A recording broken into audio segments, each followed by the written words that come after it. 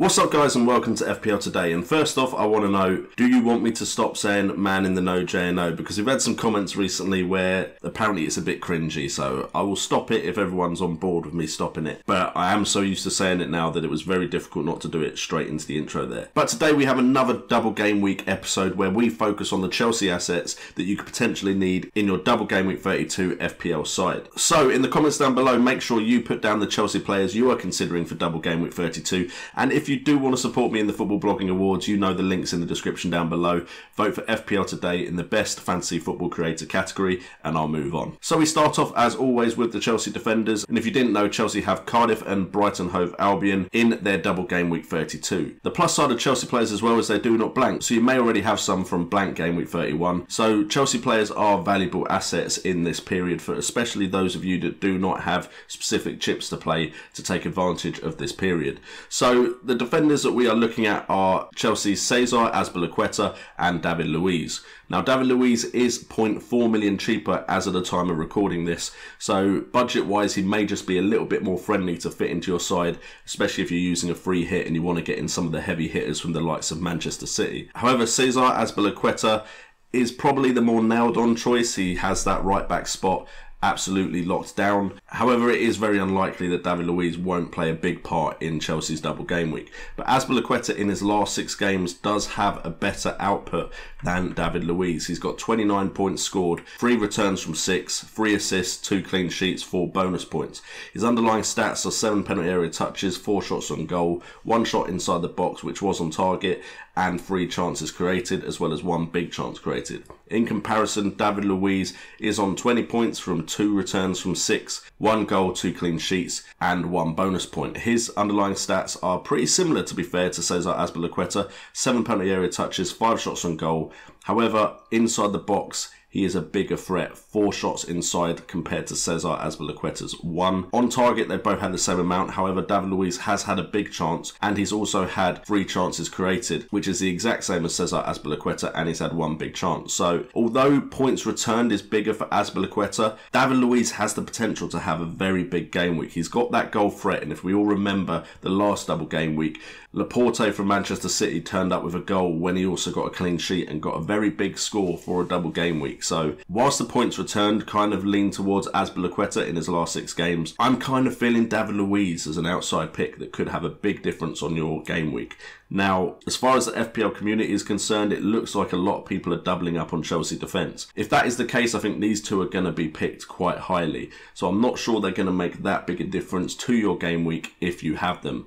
Potentially, it may be a situation where you need both if the ownership is high enough on both of them, because if Chelsea get 2 clean sheets and both of them get some sort of attacking return, they could be big point scorers in this Double Game Week in fixtures that you would suggest Chelsea should do well in, especially with Brighton Hove Albion being away to them. They're not that good away, and Cardiff just not being that good in general. It may be worth bringing in both of these guys if you can somehow make that work out for you. We then move on to Chelsea's midfield, and as we can see, we've got 4 midfielders here for you to look at.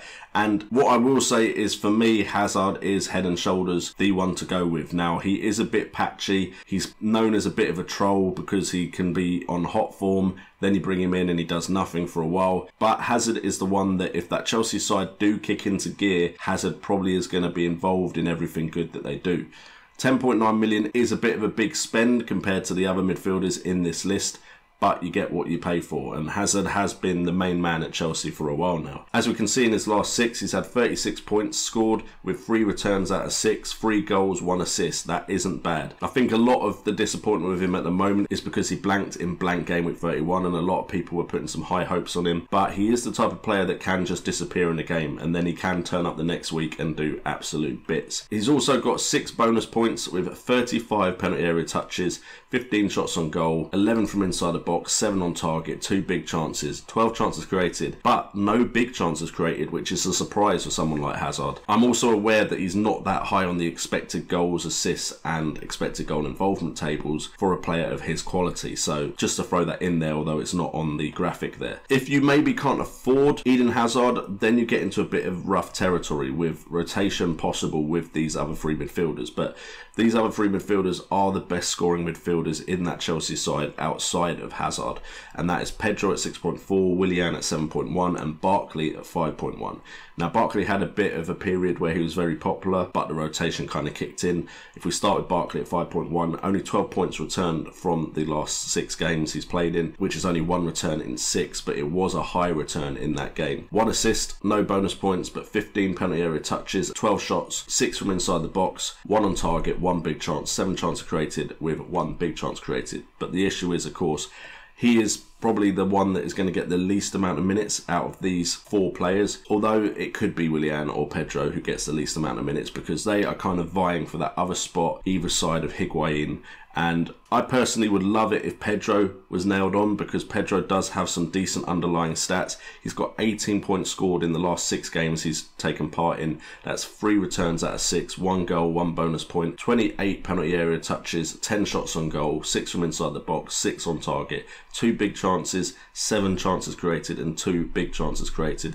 If we compare that to Willian, Willian's got 16 points, that's 2 less, with 2 returns from 6, 2 assists, 0 bonus points, 20 penalty area touches to Pedro's 28, 12 shots on goal, 8 from inside the box, 3 on target, which is half of what Pedro has on target, no big chances. However, he does create more chances, 16 chances created with 1 big chance created. That being said, with that big chance, Pedro's actually created more big chances out of less chances created than Willian. Now for me, I think if you can fit Hazard in, he is the safest one to go for. He is the one that is most likely to play in both games. He does get rested for Europa as well, which is a plus point, which means potentially there is less fear about him being rotated and his minutes managed.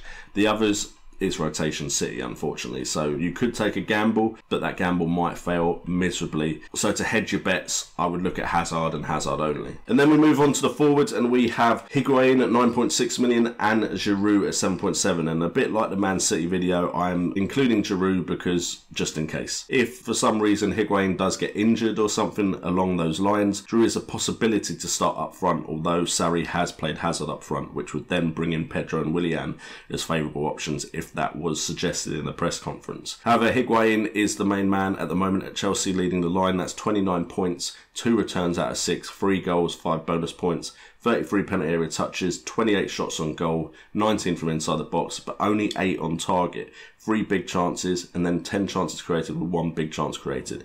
Now, what it seems to be the case with Higuain is he's a bit patchy in form. It looks like he's the type of player that might have 1 really good game and then have 2 game weeks where he doesn't really score. However, we are, of course, only judging this off of a very limited amount of time, as he's only joined during the January transfer window. Giroud, in comparison, 7.7 million, hasn't had that much game time, so these underlying stats are affected by that. However, he has been playing a lot in the Europa League, and also Giroud has had the pedigree of having some big scores in the FPL, especially near the end of the season. He would be a punt if for some reason you heard Higuain wasn't starting, but 7 points from the last 6 games he's played in, no returns, but he has had 12 penalty area touches, but 1 shot on goal, 1 from inside the box, and 1 big chance with 3 chances created.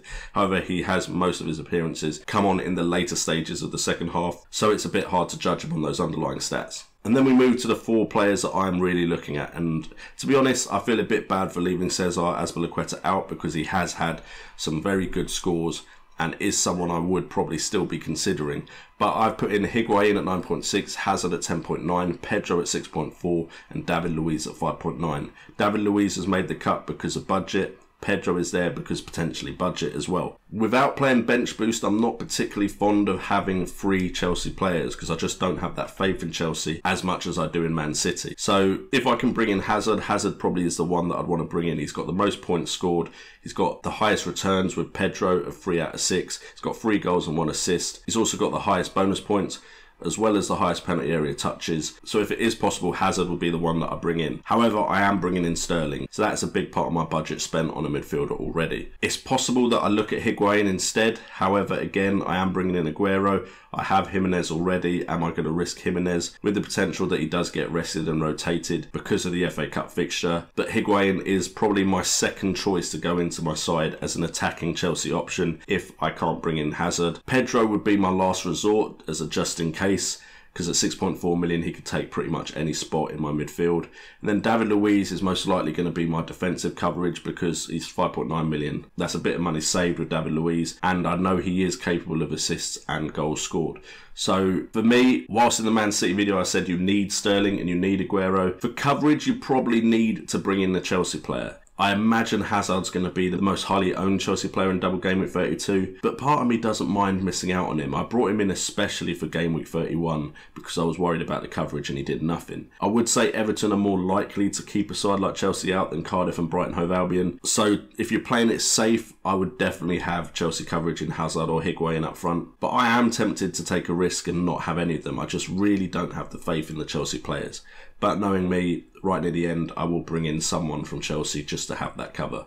Higuain might be a bit more of a differential than Hazard, but I cannot sit here like I did yesterday and say you need these players in your side.